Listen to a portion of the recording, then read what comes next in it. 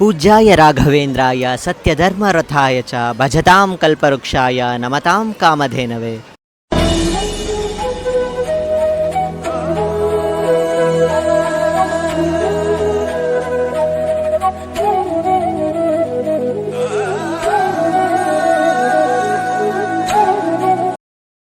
ಎಲ್ರಿಗೂ ನಮಸ್ಕಾರ. ನಾವು ನಿಮ್ಮ ಎಸ್ಕೇಪ್ ಟ್ರಾವೆಲರ್ಸ್. ತಮಗೆಲ್ಲರಿಗೂ ಮಂತ್ರಾಲಯಕ್ಕೆ ಸ್ವಾಗತ. ನೋಡಿ, ಈಗ ನೀವು ಕಾಣಿಸ್ತಾ ಇದೆಯಲ್ಲ, ಇದು ಮಂತ್ರಾಲಯದ ಗುರು ರಾಘವೇಂದ್ರ ಸ್ವಾಮಿಗಳು ಬೃಂದಾವನ ಇರೋ ದೇವಸ್ಥಾನ. ನಿಮಗೆ ಆರ್ಚ್ ನೋಡಿ ಎಷ್ಟು ಚೆನ್ನಾಗಿ ಕನ್ಸ್ಟ್ರಕ್ಟ್ ಮಾಡಿದ್ದಾರೆ ಅಂತ. ಈಗ ಹೊಸದಾಗಿ ಕಾರಿಡಾರ್ ಮಾಡಿದ್ದಾರೆ, ತುಂಬ ಅದ್ಭುತವಾಗಿದೆ. ನೀವು ತುಂಬ ವರ್ಷಗಳ ಮುಂಚೆ ಮಂತ್ರಾಲಯಕ್ಕೆ ಬಂದರೆ ಈಗ ತುಂಬಾ ಚೇಂಜಸ್ ಆಗಿದೆ. ಬನ್ನಿ ಹೇಗಿದೆ ಅಂತ ಒಳಗಡೆ ನೋಡೋಣಂತೆ. ಪ್ರವೇಶ ದ್ವಾರದ ಎಂಟ್ರೆನ್ಸ್ನಲ್ಲಿ ಪ್ರಭು ಶ್ರೀರಾಮರ ವಿಗ್ರಹ ಮಾಡಿದ್ದಾರೆ. ತುಂಬ ಅದ್ಭುತವಾಗಿ ಕೆತ್ತನೆ ಮಾಡಿದ್ದಾರೆ. ಹಾಗೆ ಶ್ರೀರಾಮರ ಕೆಳಗೆ ಶ್ರೀ ರಾಘವೇಂದ್ರ ಸ್ವಾಮಿಗಳ ಮೂರ್ತಿ ಕೂಡ ಇದೆ. ಮೊದಲು ತುಂಬ ಜನ ಇಲ್ಲಿ ಬಂದು ಫೋಟೋ ತೆಗೆಸಿಕೊಂಡು ದರ್ಶನಕ್ಕೆ ಹೋಗ್ತಾರೆ. ಈಗ ನಿಮಗೆ ಕಾಣಿಸ್ತಿರೋದು ಪ್ರಧಾನ ಪ್ರವೇಶ ದ್ವಾರ. ತುಂಬ ಚೆನ್ನಾಗಿ ಕಟ್ಟಿದ್ದಾರೆ. ಇದು ನಿಮಗೆ ದ್ರಾವಿಡ ವಾಸ್ತುಶಿಲ್ಪ ಶೈಲಿನಲ್ಲಿದೆ. ಈಗ ನಾವು ಅದರ ಒಳಗಡೆ ಹೋಗ್ತಾ ಇದ್ದೀವಿ.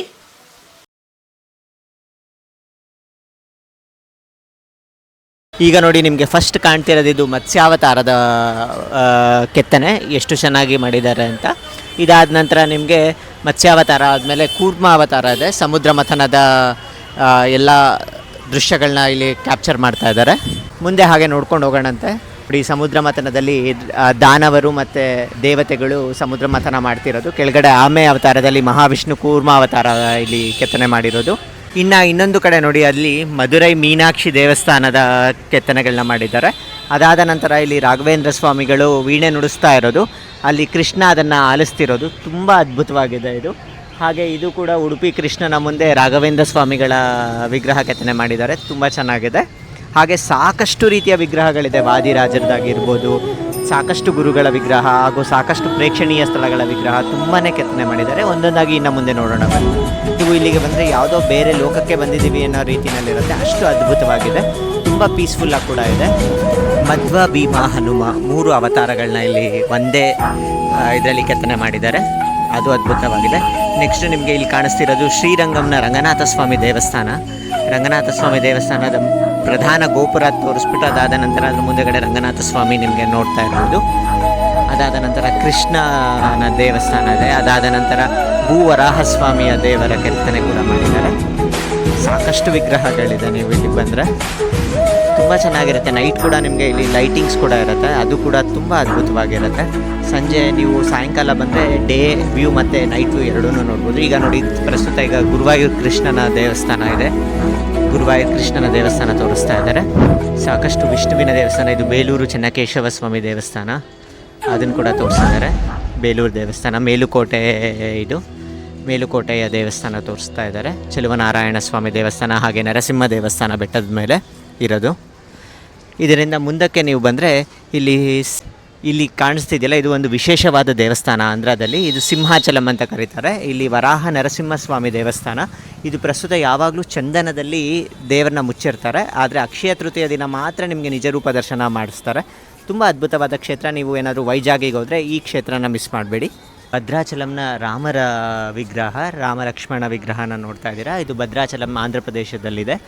ಇದು ಕೂಡ ತುಂಬ ಅದ್ಭುತವಾದ ಕ್ಷೇತ್ರ. ನೀವು ಏನಾದರೂ ವಿಜಯವಾಡ ಸುತ್ತಮುತ್ತ ಬಂದಾಗ ಈ ಭದ್ರಾಚಲಂನ ವೀಕ್ಷಿಸ್ಬೋದು.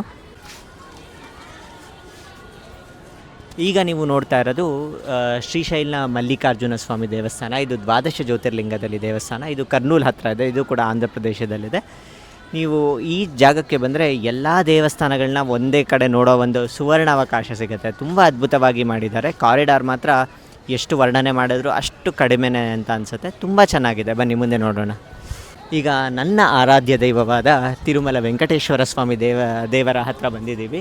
ತಿರುಮಲ ವೆಂಕಟೇಶ್ವರ ಸ್ವಾಮಿ 7 ಬೆಟ್ಟಗಳನ್ನ ಕೂಡ ತೋರಿಸಿದ್ದಾರೆ. ಅದ್ರ ಮುಂದೆ ನಿಮಗೆ ಆನಂದ ನಿಲಯಂನ ಗೋಪುರ ತೋರಿಸಿದ್ದಾರೆ. ಅದ್ರ ಮುಂದೆ ನಿಮಗೆ ವೆಂಕಟೇಶ್ವರ ಸ್ವಾಮಿನ ತೋರಿಸಿದ್ದಾರೆ.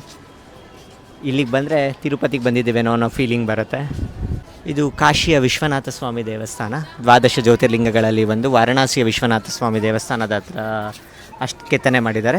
ಹೀಗೆ ಇದೆ ದೇವಸ್ಥಾನ ವಾರಣಾಸಿನಲ್ಲಿ ಕೂಡ. ನೀವು ದೇವಸ್ಥಾನ ಹೇಗೆ ಇರುತ್ತೋ ಹಾಗೇ ನಿಮಗೆ ಅದು ಕೆತ್ತನೆಗಳು ಮಾಡಿದ್ದಾರೆ. ಮುಂದೆ ದೇವರ ವಿಗ್ರಹ ಕೂಡ ಕೆತ್ತನೆ ಮಾಡಿದ್ದಾರೆ. ಲಕ್ಷ್ಮಿಯ ದೇವಸ್ಥಾನ. ಈ ದೇವಸ್ಥಾನ ಹೀಗಿದೆ. ಮುಂದೆ ದೇವರ ವಿಗ್ರಹ ಕೊಲ್ಲಾಪುರದ ಮಹಾಲಕ್ಷ್ಮಿ, ಮಹಾರಾಷ್ಟ್ರದಲ್ಲಿದೆ ಕೊಲ್ಲಾಪುರ. ಈಗ ಮುಂದೆ ನಾವು ಪಂಢರಾಪುರ ವಿಠ್ಠಲನ ದೇವಸ್ಥಾನಕ್ಕೆ ಬಂದಿದ್ದೀವಿ. ದೇವಸ್ಥಾನದ ಮಾಡೆಲ್ ಹತ್ರ ಬಂದಿದ್ದೀವಿ. ಇದು ಪಂಢರಾಪುರ ಮಹಾರಾಷ್ಟ್ರದಲ್ಲಿದೆ. ಅಲ್ಲಿ ವಿಠ್ಠಲ ಹಾಗೆ ರುಕ್ಮಾಯಿ ತಾಯಿ ಇದ್ದಾರೆ. ತುಂಬ ಚೆನ್ನಾಗಿದೆ ನೋಡಿ ಇದನ್ನು ಕೂಡ. ಮುಂದೆ ಸುಪ್ರಸಿದ್ಧವಾದ ಪೂರಿ ಜಗನ್ನಾಥನ ದೇವಸ್ಥಾನ ಒಡಿಸ್ಸಾನಲ್ಲಿದೆ. ಇದು ಪೂರಿ ಜಗನ್ನಾಥನ ದೇವಸ್ಥಾನ. ಮಧ್ಯದಲ್ಲಿರೋ ಅದು ಕೃಷ್ಣ ಬಲರಾಮರ ದೇವರುಗಳಿದೆ ನೋಡಿ. ಇದು ಬಿಹಾರದ ಗಯಾದಲ್ಲಿರುವ ವಿಷ್ಣುಪಾದ ದೇವಸ್ಥಾನ. ಬಿಹಾರದಲ್ಲಿದೆ ಇದು ವಿಷ್ಣುಪಾದ. ಸಾಕಷ್ಟು ಜನ ಕಾಶಿ ಯಾತ್ರೆಗೆ ಹೋಗೋರು ಈ ಗಯಾಗೆ ಹೋಗಿ ವಿಷ್ಣುಪಾದವನ್ನು ನೋಡ್ತಾರೆ. ಮುಂದೆ ಚಾರ್ಧಾಮ್ಗಳಲ್ಲಿ ಒಂದಾದ ಬದ್ರಿನಾಥ ಉತ್ತರಾಖಂಡದಲ್ಲಿದೆ. ಬದ್ರಿನಾರಾಯಣ ದೇವಸ್ಥಾನ ನೋಡ್ಬೋದು ನೀವು. ಹಿಂದೆ ದೇವಸ್ಥಾನ ಹೇಗಿದೆಯೋ ಅದ್ರ ಮಾಡೆಲ್ ಇದೆ. ಮುಂದೆ ದೇವರು ಹೇಗಿದ್ದಾರೋ ಅಲ್ಲಿ ಅದೇ ಥರನೇ ನಿಮಗೆ ಮಾಡೆಲ್ ಮಾಡಿದ್ದಾರೆ. ಇದು ಬದ್ರಿನಾಥ. ನೀವು ಮಂತ್ರಾಲಯಕ್ಕೆ ಬಂದಾಗ ಸಾಕಷ್ಟು ಪ್ರೇಕ್ಷಣೀಯ ಸ್ಥಳಗಳಿದೆ ಮಂತ್ರಾಲಯ ಸುತ್ತಮುತ್ತ. ಅದರಲ್ಲಿ ಒಂದು ಬಿಚ್ಚಾಲೆಗೂ ಹೋಗ್ಬೋದು. ಅದಾದ ನಂತರ ನಿಮಗೆ ಪಂಚಮುಖಿ ಆಂಜನೇಯ ಕ್ಷೇತ್ರ ಬರುತ್ತೆ. ಈ ಎರಡೂ ಜಾಗಗಳಿಗೆ ಇಲ್ಲಿ ಸಾಕಷ್ಟು ಟ್ಯಾಕ್ಸಿ ವ್ಯವಸ್ಥೆ ಇರುತ್ತೆ, ನಿಮಗೆ ಸಿಗುತ್ತೆ. ಇನ್ನು ನಿಮಗೆ ಒಂದು ಸ್ವಲ್ಪ ದೂರ ಹೋಗ್ತೀವಿ ಅಂದರೆ ಅಲಂಪುರ ಇದೆ. ಅಲಂಪುರ ಜೋಗುಲಾಂಬ ದೇವಸ್ಥಾನ, ಅದು ಒಂದು ಶಕ್ತಿಪೀಠ ದೇವಸ್ಥಾನ. ನೀವು ಅದನ್ನು ಕೂಡ ಕವರ್ ಮಾಡ್ಬೋದು. ಸುಮಾರಾಗಿ ಒಂದು 70ರಿಂದ 80 ಕಿಲೋಮೀಟರ್ ಆಗುತ್ತೆ. ಅದು ನೀವು ಪ್ರೈವೇಟ್ ವೆಹಿಕಲ್ನಲ್ಲೇ ಹೋಗಬೇಕಾಗತ್ತೆ. ನೀವು ಮಂತ್ರಾಲಯದಲ್ಲಿ ಏನಾದರೂ ಸೇವೆಗಳನ್ನ ಮಾಡಿಸ್ಬೇಕು ಅಂದರೆ ಇಲ್ಲಿ ಸೇವಾ ಕೌಂಟರ್ ಇದೆ. ಈ ಸೇವಾ ಕೌಂಟರ್ ಬಂದು ದೇವಸ್ಥಾನ ಕಾಣ್ತಿದೆಯಲ್ಲ, ದೇವಸ್ಥಾನದ ಬಲಭಾಗಕ್ಕೆ ಈ ಸೇವಾ ಕೌಂಟರ್ ಇದೆ. ನೀವು ಇಲ್ಲಿ ಬಂದು ಎಲ್ಲ ಥರದ ಸೇವಾ ಟಿಕೆಟ್ಗಳನ್ನ ತೆಗೆದುಕೊಳ್ಬೋದು. ರಜತ ರಥಗಳಿದೆ, ಹಾಗೆ ನಿಮಗೆ ಬಂಗಾರದ ರಥೋತ್ಸವ ಇದೆ, ಹಾಗೆ ಊಂಜಲ್ ಸೇವಾ ಟಿಕೆಟ್ಸ್ಗಳಿದೆ, ಸಾಕಷ್ಟು ರೀತಿಯ ಟಿಕೆಟ್ಸ್ಗಳಿದೆ. ನೀವು 1000 ರೂಪೀಸ್ ಆ್ಯಂಡ್ ಎಬೋ ಯಾವುದಾದ್ರೂ ನೀವು ಟಿಕೆಟ್ಸ್ನ ತೆಗೆದುಕೊಂಡ್ರೆ ನಿಮಗೆ ದರ್ಶನ ಕೂಡ ಇನ್ಕ್ಲೂಡ್ ಆಗಿರುತ್ತೆ. ನೀವು ದರ್ಶನ VVIP ಅಂದರೆ ದೇವರ ಮುಂದೆ ಹೋಗುವ ಒಂದು ಅವಕಾಶ ಸಿಗುತ್ತೆ. ಬೇರೆ ದರ್ಶನಕ್ಕೆ ಕಂಪೇರ್ ಮಾಡಿದ್ರೆ ಅದು ತುಂಬ ಚೆನ್ನಾಗಿರುತ್ತೆ. ಬೇರೆ ನಾರ್ಮಲ್ ಆಗಿ ನಿಮಗೆ ದರ್ಶನಕ್ಕೆ ಹೋಗ್ಬೋದು. ನಿಮಗೆ ತಿರುಪತಿನಲ್ಲಿ ಲಡ್ಡು ಹೇಗೆ ಫೇಮಸ್ಸು, ಇಲ್ಲಿ ಪರಿಮಳ ಪ್ರಸಾದ ಅಂತ ಸಿಗುತ್ತೆ. ರವೆ ಬರ್ಫಿ ಥರ ಇರುತ್ತೆ, ತುಂಬಾ ರುಚಿಯಾಗಿರುತ್ತೆ. ಅದು ತುಂಬಾ ಫೇಮಸ್ಸು.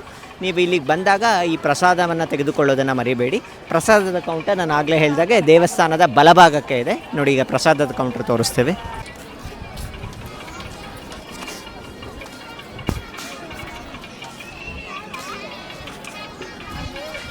ನಾಲ್ಕು ಪೀಸ್ಗಳಿರುತ್ತೆ, ಅದಕ್ಕೆ 30 ರೂಪಾಯಿ ಆಗುತ್ತೆ ಪ್ರಸಾದ ನಿಮಗೆ. ಸಾಕಷ್ಟು ಜನ ಮಂತ್ರಾಲಯ ನೋಡಿರೋದಿಲ್ಲ, ದೇವ್ರು ಹೇಗಿರುತ್ತೆ ಅಂತ ತುಂಬ ಜನಕ್ಕೆ ಇರುತ್ತೆ ನೋಡಿ. ಈಗ ಬೃಂದಾವನ ನಿಮಗೆ ಬೇರೆ ಕಡೆ ತುಂಬ ಜನ ನೋಡಿರ್ತಾರೆ, ಆದರೆ ಮಂತ್ರಾಲಯದಲ್ಲಿ ಹೇಗಿರುತ್ತೆ ಅಂತ ನೋಡಿರೋದಿಲ್ಲ ನೋಡಿ. ಕಾಣ್ತಿದೆಯಲ್ಲ, ದೇವರು ಬೃಂದಾವನದ ರೂಪದಲ್ಲಿ ಇರೋದು. ಕೆಳಗಡೆ ಬೃಂದಾವನದಲ್ಲಿ ರಾಘವೇಂದ್ರ ಸ್ವಾಮಿಗಳಿರ್ತಾರೆ. ಹೀಗೆ ಇರುತ್ತೆ, ತುಂಬ ಚೆನ್ನಾಗಿ ಅಲಂಕಾರ ಮಾಡಿರ್ತಾರೆ. ನಿಮಗೆ ಮಾರ್ನಿಂಗ್ ಬಂದರೆ ಅಭಿಷೇಕ ಮಾಡ್ತಿರ್ತಾರೆ, ಯಾವುದೇ ರೀತಿಯ ಅಲಂಕಾರಗಳು ಇರೋದಿಲ್ಲ. ನೀವು ಬೆಳಗ್ಗೆ ನಂತರ ಒಂದು 9 ಗಂಟೆ ಆ ಟೈಮ್ನಲ್ಲಿ ಬಂದರೆ ನಿಮಗೆ ಅಲಂಕಾರದ ಸಮೇತ ನಿಮಗೆ ದರ್ಶನ ಆಗುತ್ತೆ. ಮಾರ್ನಿಂಗ್ ನಿಮಗೆ 6 o'clock ಅಥವಾ 7 o'clockಗೆಲ್ಲ ಬಂದರೆ ನಿಮಗೆ ಯಾವುದೇ ರೀತಿಯ ಅಲಂಕಾರ ಇರೋದಿಲ್ಲ. ಹಾಗೆ ಸಂಪೂರ್ಣವಾದ ಬೃಂದಾವನವನ್ನು ನೋಡ್ಬೋದು. ಈಗ ಹಿಂದೆ ಕಾಣ್ತಿದೆಯಲ್ಲ, ಇದೇ ರಾಘವೇಂದ್ರ ಸ್ವಾಮಿಗಳ ದೇವಸ್ಥಾನ. ಇದರಿಂದ ಒಳಕ್ಕೆ ಆದಷ್ಟು ಮೊಬೈಲ್ ಅಲೋ ಮಾಡಲ್ಲ ಅನ್ಕೋತೀನಿ. ಇನ್ ಕೇಸ್ ಏನಾದರೂ ಒಳಗಡೆ ಶೂಟ್ ಮಾಡೋಕ್ಕೆ ಅವಕಾಶ ಸಿಕ್ಕಿದ್ರೆ ನಿಮಗೆ ಅದು ಕೂಡ ಮಾಡಿ ತೋರಿಸ್ತೀನಿ. ನಿಮಗೆ ಸಾಕಷ್ಟು ರೀತಿಯ ಸೇವೆಗಳಿರುತ್ತೆ ಸಂಜೆ, ನೀವು ಅದನ್ನು ಫ್ರೀಯಾಗಿ ಬಂದು ವೀಕ್ಷಿಸ್ಬೋದು. ಟಿಕೆಟ್ ತೆಗೆದುಕೊಳ್ಬೇಕು ಅಂತಲೇ ಏನಿಲ್ಲ. ತುಂಬ ರಜತ ಉತ್ಸವಗಳು, ದಿನಾ ಉತ್ಸವಗಳಿರುತ್ತೆ ಇಲ್ಲಿ. ನೀವು ಅದನ್ನು ಈವ್ನಿಂಗ್ ಟೈಮಿಗೆ ಬಂದರೆ ಆರಾಮಾಗಿ, ಸಾಯಂಕಾಲ ಒಂದು 7 ಗಂಟೆ ಟೈಮಿಗೆ ಬಂದರೆ ನೀವು ಅದನ್ನು ವೀಕ್ಷಿಸ್ಬೋದು. ತುಂಬ ಅದ್ಭುತವಾಗಿರುತ್ತೆ. ನಿಮಗೆಲ್ಲ ತಿಳಿದಿರ್ಬೋದು, ತಿರುಮಲದಲ್ಲಿ ಮೊದಲು ವರಾಹಸ್ವಾಮಿ ದರ್ಶನ ಮಾಡಬೇಕು, ಅದಾದ ನಂತರ ವೆಂಕಟೇಶ್ವರ ಸ್ವಾಮಿ ದರ್ಶನ ಮಾಡಬೇಕು. ಅದೇ ರೀತಿ ಮಂತ್ರಾಲಯದಲ್ಲಿ ಮೊದಲು ಮಂಚಾಲಮ್ಮನ ದರ್ಶನ ಮಾಡಬೇಕು, ಅದಾದ ನಂತರ ಗುರು ರಾಘವೇಂದ್ರ ಸ್ವಾಮಿಗಳ ದರ್ಶನ ಮಾಡಬೇಕು. ಮಂತ್ರಾಲಯದಲ್ಲಿ ಮಂಚಾಲಮ್ಮನ ದರ್ಶನ ಮಾಡಿದಲೇ ರಾಘವೇಂದ್ರ ಸ್ವಾಮಿಗಳ ದರ್ಶನ ಮಾಡಿದ್ರೆ ಫಲ ಸಿಗಲ್ಲ ಅಂತ ಹೇಳ್ತಾರೆ. ಈ ಮಂಚಾಲಮ್ಮ ಗ್ರಾಮದ ಅಧಿದೇವತೆ ನೋಡಿ. ಈಗ ಮಂಚಾಲಮ್ಮನ ದರ್ಶನ ಮಾಡೋಣ ಮೊದಲು. ಈಗ ನಾವು ಮಂಚಾಲಮ್ಮನ ದರ್ಶನ ಮಾಡ್ತಾ ಇದ್ದೀವಿ.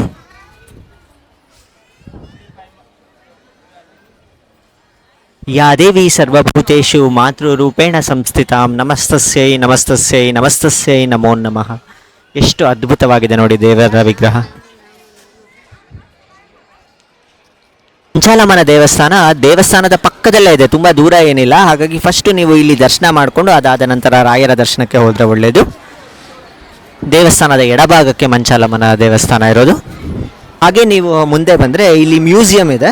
ಮ್ಯೂಸಿಯಂ ಕೂಡ ತುಂಬಾ ಅದ್ಭುತವಾಗಿರುತ್ತೆ. ಬಟ್ ಅದರಲ್ಲಿ ನಿಮಗೆ ಫೋನ್ ಅಲೋ ಇರೋದಿಲ್ಲ, ಹಾಗೆ ಯಾವುದೇ ಬ್ಯಾಗ್ಸ್ ಅಲೋ ಮಾಡೋದಿಲ್ಲ ನೋಡಿ. ಇಲ್ಲಿ ದೇವಸ್ಥಾನದ ಬಲಭಾಗಕ್ಕೆ ಬಂದರೆ ಇಲ್ಲಿ ಮ್ಯೂಸಿಯಂ ಕಾಣ್ತಾ ಇದೆ, ಅಲ್ಲೇ ಎಂಟ್ರಿ ಪಾಯಿಂಟ್ ಇರುತ್ತೆ. ಇದು ಸಂಪೂರ್ಣವಾಗಿ ಉಚಿತವಾಗಿರುತ್ತೆ. ನೀವು ಇಲ್ಲಿ ಬಂದು ವೀಕ್ಷಣೆ ಮಾಡ್ಬೋದು. ನಿಮಗೆ ದೇವಸ್ಥಾನದ ಸುತ್ತಮುತ್ತ ನಿಮಗೆ ಮಠದ ರೂಮ್ಗಳಿದೆ ನೋಡಿ, ನಿಮಗೆ ಅಲ್ಲೆಲ್ಲ ಕಾಣ್ತಿದೆಯಲ್ಲ, ಅದೆಲ್ಲ ಉದ್ದಕ್ಕೂ ಮಠದ ರೂಮ್ಗಳೇ ದೇವಸ್ಥಾನದ ಹತ್ರನೇ ಇರುತ್ತೆ. ಅದನ್ನು ಹೇಗೆ ಬುಕ್ ಮಾಡ್ಕೋಬೇಕು ಅಂತ ಆಗಲೇ ನಿಮಗೆ ಆಲ್ರೆಡಿ ನಮ್ಮ ಚಾನೆಲ್ನಲ್ಲಿ ಪೋಸ್ಟ್ ಮಾಡಿದ್ದೀವಿ ಅದ್ರ ಬುಕ್ಕಿಂಗ್ ಪ್ರೊಸೀಜರ್ನ.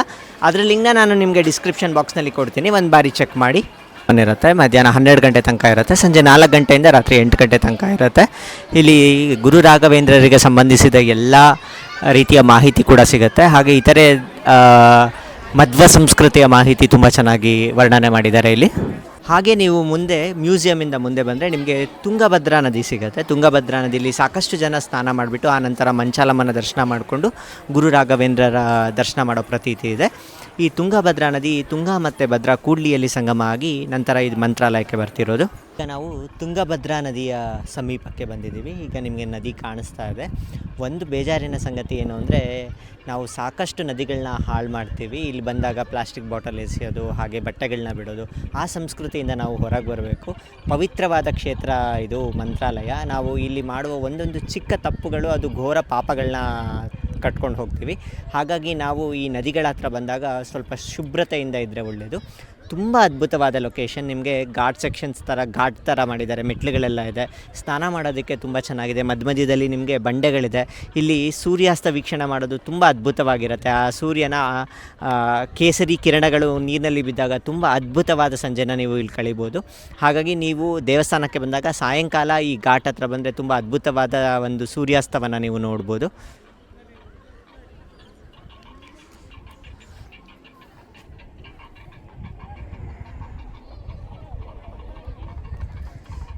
ನೀವು ಮಂತ್ರಾಲಯಕ್ಕೆ ಬಸ್ ಮೂಲಕ ಬರಬೇಕು ಅಂದರೆ ಸಾಕಷ್ಟು ಬಸ್ಗಳು ಅವೈಲಬಿಲಿಟಿ ಇದೆ. ಸಾಕಷ್ಟು ಕರ್ನಾಟಕದ ನಾನಾ ನಗರಗಳಿಂದ ಮಂತ್ರಾಲಯಕ್ಕೆ ನೇರವಾದ ಬಸ್ಗಳಿದೆ. ಬೆಂಗಳೂರಿನಿಂದ ಅಂತೂ ತುಂಬಾ ಬಸ್ಗಳಿದೆ. ನೀವು KSRTC ಬಸ್ಗಳನ್ನ ಆರಾಮಾಗಿ ಬುಕ್ ಮಾಡಿಕೊಂಡು ಬರ್ಬೋದು. ಅದೇ ರೀತಿ ನೀವು ಟ್ರೈನಲ್ಲಿ ಬರಬೇಕು ಅಂದರೆ ನಿಮಗೆ ಮೆಜೆಸ್ಟಿಕ್ಕಿಂದ ಆಗಿರ್ಬೋದು, ಅದೇ ರೀತಿ ನಿಮಗೆ ಯಶವಂತಪುರ ಮತ್ತು ಯಲಹಂಕದಿಂದ ಸಾಕಷ್ಟು ಬಸ್ಗಳಿದೆ. ನೀವು ಟ್ರೈನಿನಲ್ಲಿ ಬರ್ಬೋದು. ಬಟ್ ಈ ರೂಟ್ ಇದೆಯಲ್ಲ, ಈ ಟ್ರೈನಲ್ಲಿ ನಿಮಗೆ ತುಂಬ ರಶ್ ಜಾಸ್ತಿ ಇರುತ್ತೆ. ಹಾಗಾಗಿ ಪ್ರೀ ಬುಕ್ಕಿಂಗ್ ಮಾಡಿಕೊಂಡು ನೀವು ಕನ್ಫರ್ಮ್ ಸೀಟ್ಸ್ ಇದ್ದರೆ ಬಂದರೆ ತುಂಬ ಆರಾಮು. ಇಲ್ಲಾಂದರೆ ನೀವು ಸಾಕಷ್ಟು ಕಷ್ಟಪಡಬೇಕಾಗಿರುತ್ತೆ. ಅದರಲ್ಲೂ ವೀಕೆಂಡ್ಸ್ ಟೈಮ್ನಲ್ಲಿ ತುಂಬಾ ರಶ್ ಇರೋ ಕಾರಣ ಆದಷ್ಟು ನೀವು ಟ್ರೈನಲ್ಲಿ ಬರೋದಾದರೆ ನೀವು ಬುಕ್ ಮಾಡಿಕೊಂಡು ಕನ್ಫರ್ಮ್ ಟಿಕೆಟ್ ವಿತ್ ಬಂದರೆ ನಿಮಗೆ ಈಸಿಯಾಗಿ ಪ್ರಯಾಣವನ್ನು ಮಾಡ್ಬೋದು. ಈಗ ಕಾಣ್ತಿದೆಯಲ್ಲ, ಈ ರೂಮ್ಸ್ನ ನೀವೆಲ್ಲ ಆನ್ಲೈನಲ್ಲಿ ಬುಕ್ ಮಾಡ್ಕೋಬೋದು. ಆನ್ಲೈನ್ ಬುಕ್ಕಿಂಗ್ ಪ್ರೊಸೀಜರ್ನ ನಾನು ನಿಮಗೆ ಡಿಸ್ಕ್ರಿಪ್ಷನ್ ಬಾಕ್ಸ್ನಲ್ಲಿ ಕೊಟ್ಟಿರ್ತೀನಿ, ಅದನ್ನು ಒಂದು ಸಲ ಚೆಕ್ ಮಾಡಿ. ರೂಮ್ಸ್ ಎಲ್ಲ ತುಂಬ ಚೆನ್ನಾಗಿದೆ ನೋಡಿ. ಪಾರ್ಕಿಂಗ್ ಸ್ಪೇಸ್ ಕೂಡ ಇದೆ. ದೇವಸ್ಥಾನಕ್ಕೆ ತುಂಬ ಹತ್ತಿರ ಇದೆ. ದೇವಸ್ಥಾನ ಇದೆಯಲ್ಲ, ಇದು ದೇವಸ್ಥಾನ ಕಾಣಿಸ್ತಿದೆ. ನಾನು ಝೂಮ್ ಮಾಡಿ ತೋರಿಸ್ತಾ ಇದ್ದೀನಿ. ಆ ಕೆಂಪು ಕಲರ್ ಕಾಣ್ತಿದೆಯಲ್ಲ, ಅದು ದೇವಸ್ಥಾನ. ಇದೆ ಎಲ್ಲ ರೂಮ್ಸು. ಈಗ ನೀವು ನೋಡ್ತಾ ಇರೋದು ದೇವರ ರಜತ ಮತ್ತು ಸುವರ್ಣ ಸಿಂಹಾಸನಗಳನ್ನ. ಹೀಗೆ ಸಾಕಷ್ಟು ಸಿಂಹಾಸನಗಳನ್ನ ಇಟ್ಟಿದ್ದಾರೆ. ನೀವು ದೇವಸ್ಥಾನದ ಒಳಗಡೆ ಹೋದಾಗ ನೀವು ಇದನ್ನೆಲ್ಲ ಆರಾಮಾಗಿ ವೀಕ್ಷಣೆ ಮಾಡ್ಬೋದು. ಈಗ ನಿಮಗೆ ಕಾಣಿಸ್ತಿರೋದು ರಾಘವೇಂದ್ರ ಸ್ವಾಮಿಗಳು ಮೂಲ ಬೃಂದಾವನ ಇರುವ ಗೋಪುರ ಕಾಣ್ತಾ ಇದೆ ನೋಡಿ. ಈ ಗೋಪುರ ಸುತ್ತ ಸಾಕಷ್ಟು ಜನ ಪ್ರದಕ್ಷಿಣೆ ಮಾಡ್ತಾ ಇದ್ದಾರೆ. ಪ್ರತಿದಿನ ಮಂತ್ರಾಲಯದಲ್ಲಿ ಸಾಯಂಕಾಲ ನಡೆಯುವ ವಿಶೇಷವಾದ ಉತ್ಸವಗಳನ್ನ ಈಗ ಕಣ್ತುಂಬಿಕೊಳ್ಳೋಣಂತೆ. ಮೊದಲಿಗೆ ಗಜವಾಹನದ ಮೇಲೆ ರಾಘವೇಂದ್ರ ಸ್ವಾಮಿಗಳು ಬರ್ತಾರೆ. ಅದಾದ ನಂತರ ವಿವಿಧ ರಥಗಳಲ್ಲಿ ಬರ್ತಾರೆ. ಅದನ್ನು ಕಣ್ತುಂಬಿಕೊಳ್ಳೋಣಂತೆ ಬನ್ನಿ.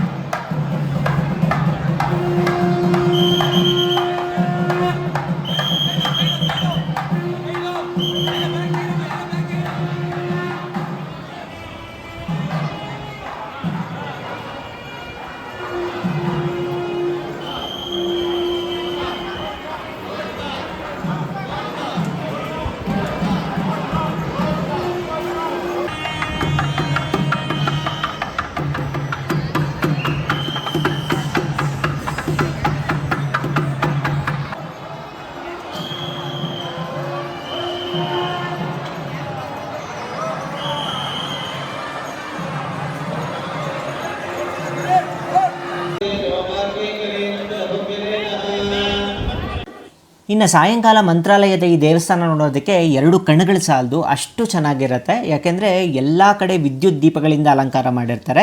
ಯಾವುದೋ ನೀವು ಮೈಸೂರಿನ ಪ್ಯಾಲೇಸ್ನ ನೋಡ್ತಾ ಇದ್ದೀವಿ ಅನ್ನೋ ಫೀಲ್ ಬರುತ್ತೆ, ಅಷ್ಟು ಚೆನ್ನಾಗಿರುತ್ತೆ. ಈಗ ನೋಡಿ ಎಷ್ಟು ಅದ್ಭುತವಾಗಿ ಲೈಟಿಂಗ್ ಅರೇಂಜ್ಮೆಂಟ್ ಮಾಡಿದ್ದಾರೆ. ನಿಮಗೆ ಏನಾದರೂ ಈ ವಿಡಿಯೋ ಇಷ್ಟ ಆಗಿದ್ದರೆ ದಯವಿಟ್ಟು ಲೈಕ್ ಮಾಡಿ, ಶೇರ್ ಮಾಡಿ. ಮತ್ತೆ ಮುಂದಿನ ವಿಡಿಯೋದೊಂದಿಗೆ ಮತ್ತೆ ಭೇಟಿಯಾಗೋಣ. ಎಲ್ಲರಿಗೂ ನಮಸ್ಕಾರ. ಓಂ ನಮೋ ಗುರು ರಾಘವೇಂದ್ರಾಯ ನಮಃ.